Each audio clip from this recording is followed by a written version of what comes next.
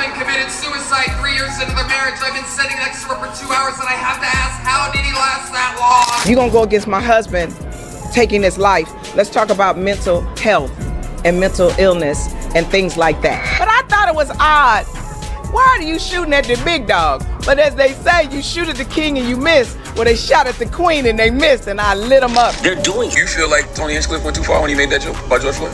It's Tony Hinchcliffe. Yeah.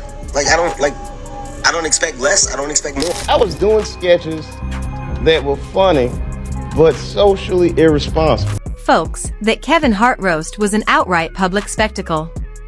And now Dave Chappelle is reportedly furious at Kevin for standing behind some of those white comedians. And it goes beyond just that George Floyd joke. Sources familiar with Dave's circle say the core reason he's speaking out against Kevin is tied to what happened to Sheryl Underwood. So let me walk you through exactly what took place. Kevin Hart is facing serious criticism right now for allowing some deeply questionable jokes to go unchecked during his Netflix roast. First, Tony Hinchcliffe targeted Sheryl Underwood with a joke referencing her late husband, who passed away in 1990 after a long struggle with depression. Hold up, let me talk. Her husband committed suicide 3 years into their marriage. I've been sitting next to her for 2 hours and I have to ask, how did he last that long? On top of that, Hinchcliffe also cracked a George Floyd joke. And by all accounts, Kevin found it absolutely hilarious. You've done good though, Kevin. The black community is so proud of you. Right now, George Floyd is looking up at us all, laughing so hard that he can't breathe. God bless you, Kevin. As for Shane Gillis, he delivered a lynching joke. And once again, Kevin appeared to enjoy every bit of it. And they're going to be up here saying a lot of just terrible things tonight. But yeah, you guys like that? But not me. I'm not going to be doing that. I've got a nice PG short joke that I'd like you guys to be a part of, okay? Kevin is so short. Kevin's so short that they're going to have to lynch him from a bonsai tree.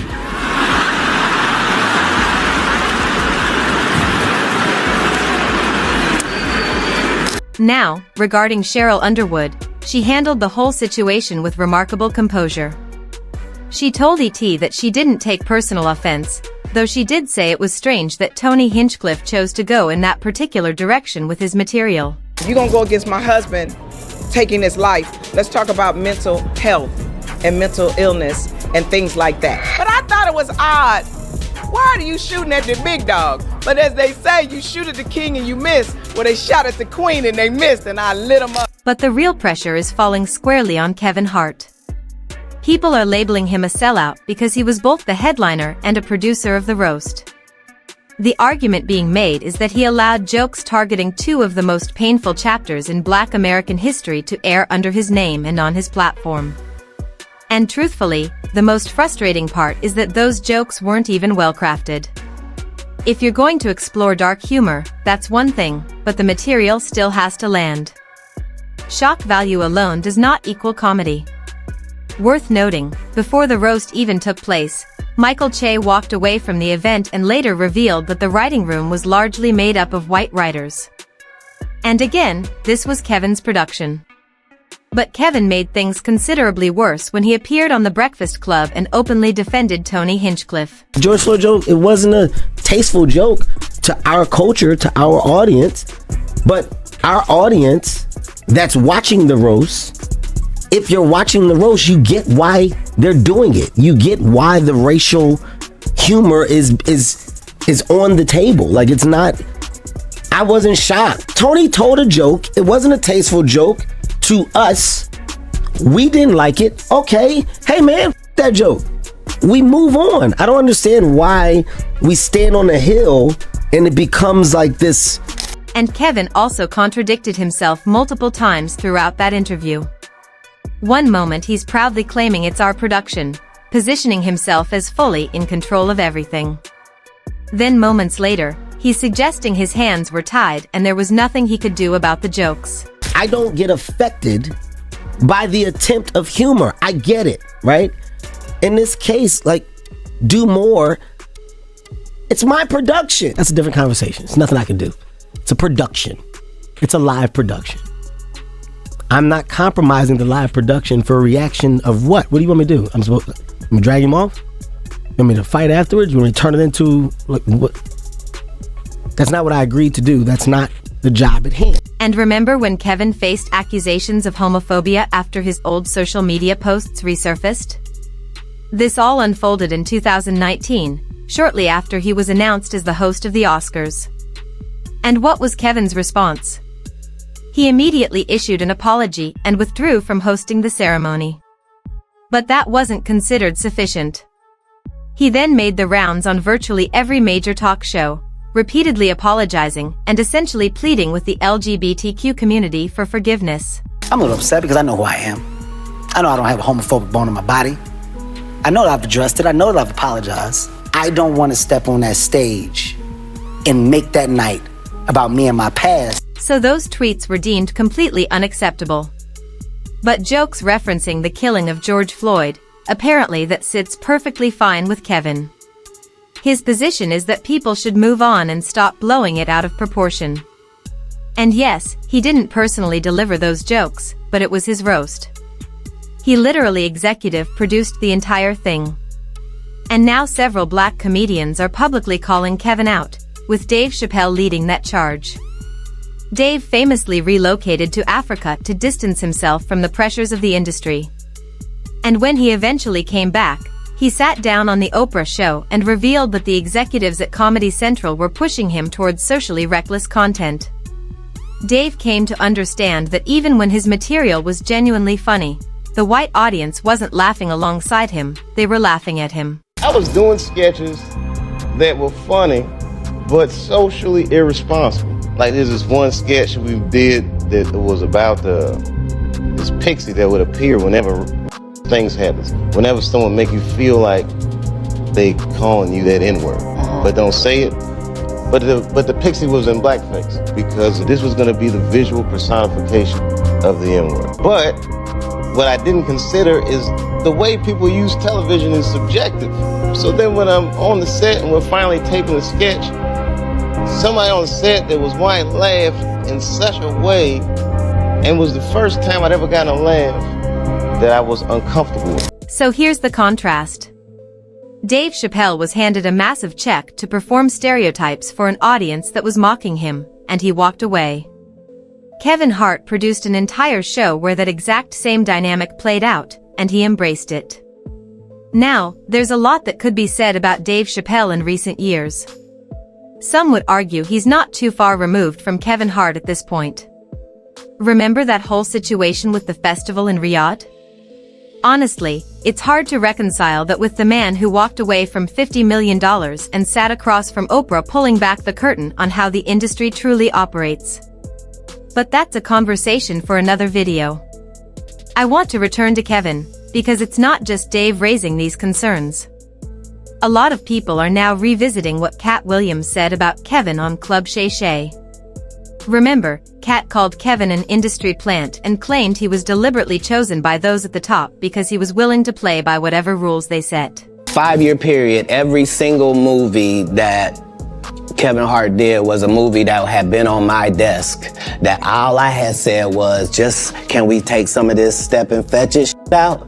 And then I can do it. Like, it don't need to be overtly homosexual, because I'm not homosexual, right? It doesn't need that to be funny, right? And me saying that and them going, oh yeah, no problem. And then going to give it to this other guy and having him do it just like it was.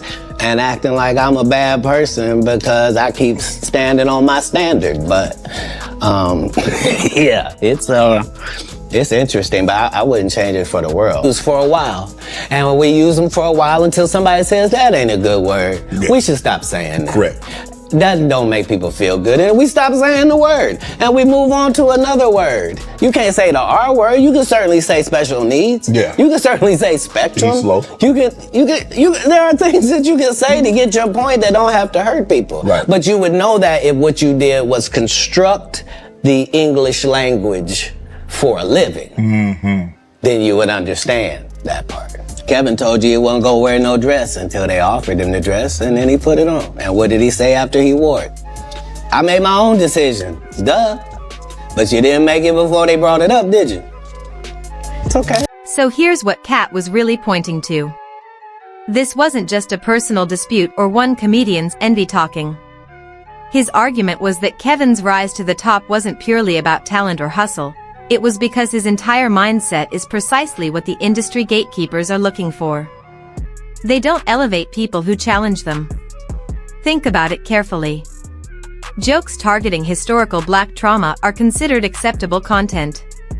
But would Kevin ever go along with it if someone aimed that same energy at the historical trauma of another community? You already know the answer. If the standard is that nothing is off limits, then truly nothing should be. But clearly, certain things remain very much protected in Hollywood. And Kevin is fully aware of that reality. That's exactly why they chose to elevate him. They identify the ones who will accept the paycheck, keep smiling, stay in their lane, and never challenge the people funding their career. And Kevin, whether consciously or not, fits that profile precisely. When the Oscars controversy hit, he issued a public apology within 24 hours and then toured every major talk show to express his love and support for the queer community. And Kevin was forgiven. He followed their script and demonstrated his compliance. Now contrast that with Dave Chappelle walking away from $50 million. That's an entirely different energy. That's signaling to the decision makers that you cannot be bought or controlled. And what followed? They painted him as unstable and worked to damage his reputation. And yes, Dave has evolved significantly since then. But all of this simply reinforces Cat Williams' broader point.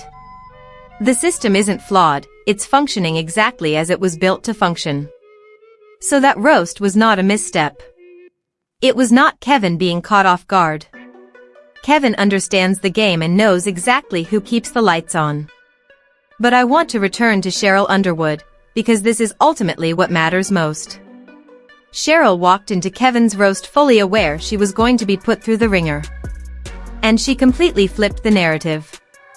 After those white comedians delivered brutal jokes targeting her late husband, she stepped up to that mic and gave the only performance of the night that earned a full standing ovation. Tony, you think you hurt my feelings by talking about my dead husband? My husband only died once. You die every night with them whack-ass jokes you be telling. Shane, you may talk about me, but I know your kind. You want to hit this black harder than you hit the windows of the Capitol on January 6th. They came for Sheryl fully expecting her to be an easy target, but she reminded every single person in that room exactly why she has been a force in this industry for decades.